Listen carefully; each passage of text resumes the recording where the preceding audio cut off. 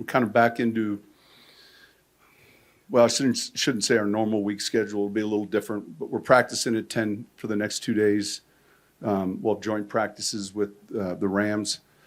We've kind of met on the field locations and the drills that we're going to do, and kind of got all of that organized. Today was kind of our last Broncos on Broncos practice. Any questions?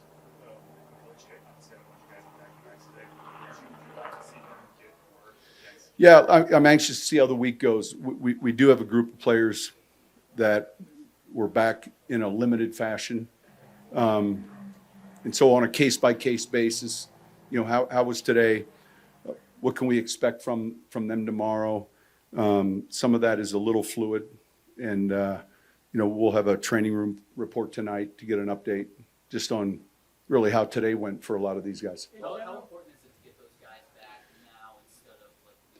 Well, as long as they're ready to come back. But yeah, I think that with the schedule the way it is now, you have this week, then you have that additional week.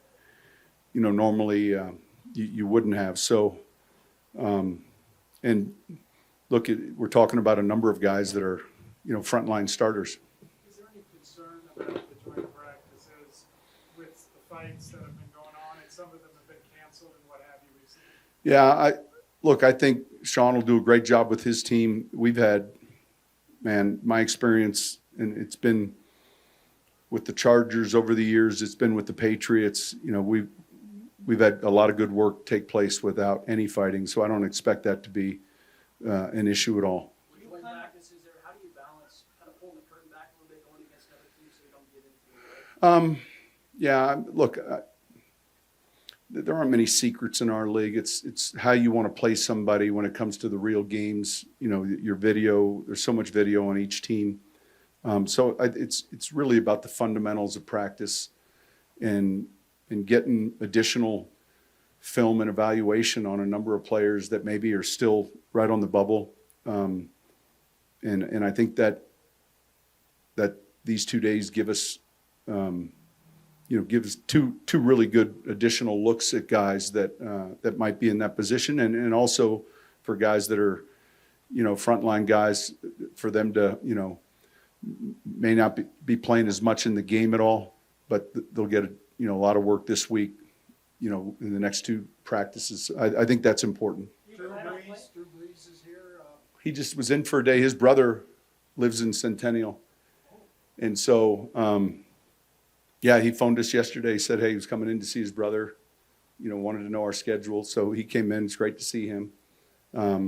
He knows, a lot of people here, coaches, players. And Can we talk offense with some of the guys while he's here? I don't know. I think for him, it was really just getting around and seeing some familiar faces. He had a chance to meet Greg and Carrie, and that was nice. And so it was. We had a lot of people. We had, our alumni in today, and that was really good. They were able to watch practice and spend some time with our players afterwards. It's the most important. It's the lifeblood of your program, are the people. So the present players, the former players, those that came before us and really built this foundation and built the tradition that we've been able to really enjoy. Why inside today? Just to change up, mainly because we're going to have 2 good days outside. I thought, it was a ramp-up type practice, so I felt like there'd be a good change-up. Because of the joint practices, Coach, do you plan on playing the starters against the Rams? We'll see. We certainly won't play them if we do more than a series. There'll be a number of guys that don't play, but we do get this additional work, which is helpful. Particularly with some of those guys that may not play because we just hold them back. What did you take from the film regarding how the offensive line looked? I thought good. I thought we did a lot of good things. It's a good front we played. There were areas from a week ago to this week, and I felt this way after the game, but I thought in the kicking game we were outstanding. I thought the offensive line did a really good job. We had good balance. We moved the ball. There's some situational things that we'll clean up. Yeah, but overall, it was a good impression. Sean, are you in your own mind on a schedule right now? Do you feel like this thing is where you want it to be? Well, I don't know that you're able to, as a coach, say ahead of time, this is where I want it to be in August. And the reason I say that is you don't know what you're wanting yet. And so, we're never satisfied by nature. There's a lot of things that we still have to work on. And fortunately, we've got 2 weeks here of preparation. But I've been encouraged. I was encouraged with how the game finished, or how the second game kind of unfolded. I thought we got a lot of good snaps and looks at players. There's still some competition in positions that are undecided. I think this week will be important for some of those spots, and we'll kind of take it by what we see, and there'll be a lot of meeting, a lot of discussions with this roster in the next 2 weeks. I know that at your front five on the offensive line, the next wave of those guys, is that pretty open still at this point? Yeah, we had a meeting last night, for a couple hours. Yeah, there's a number of spots that I would say, in the offensive line, linemen 7, 8, 9. If you're keeping 9, there's a lot of guys that are pushing for those spots in a good way. Do you talk to some of those guys maybe on the roster bubble individually, or is it more team? Yeah, periodically, maybe you'd grab someone aside and say, hey, this, let's go, but it would be on an individual basis. Sean, Vance said that the biggest thing for a rookie like Bruce Sanders is time on task, just continue to learn that way. What have you seen from his progress?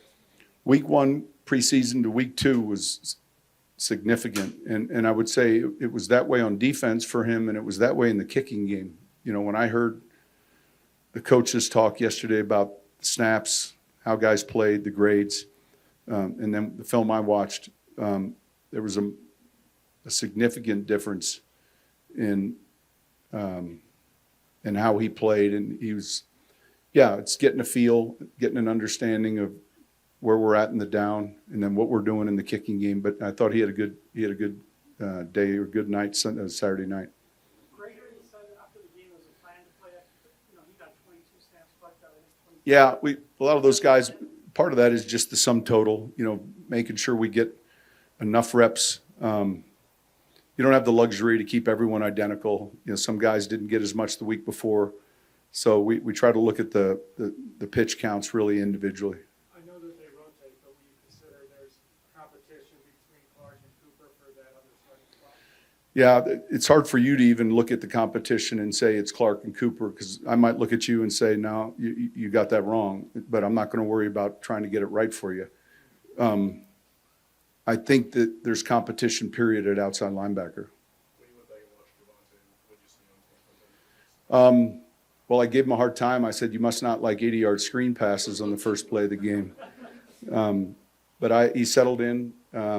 Someone asked me after the game, relative to his catches, and I think I answered it honestly in that I don't know that I would have said he's going to have 3 or 4 catches, but he did a number of things well. It was good. It was good for him to get out there, get his first carry. He had contact, and I think that was important for him physically as well as mentally. With wide receivers, I know obviously it fluctuates over the year, but have you gone 5 or 7, or are you going right on? We don't look at the number per se as much as we look at the qualified players to make a roster. You might say, hey, there's 48 total players. Then we've got to find player 49, 50, 51, 50. In other words, I think it's a mistake if you point to a number and then fill it, and you don't pay attention to whether you think it should be filled. In other words, are they good enough to fill that number? So I've kind of stayed away from saying the receiver number would be this or the offensive line. There's some thresholds, certainly, minimums, but you got to look at it relative to the whole league, and do you feel like, they can help us win? So is there the starters in the joint practices? Are you planning on not playing them then in the preseason game Saturday? I think I just said this. Look, everyone will be practicing in the next couple days, and then we'll kind of decide how we want to approach, the game itself. I think there'll be a number of guys that we might hold back, like in the game, but we'll have a better feel come Friday. So the 2 days of joint practices, is that just twice as much as the 10, or is a lot of different things?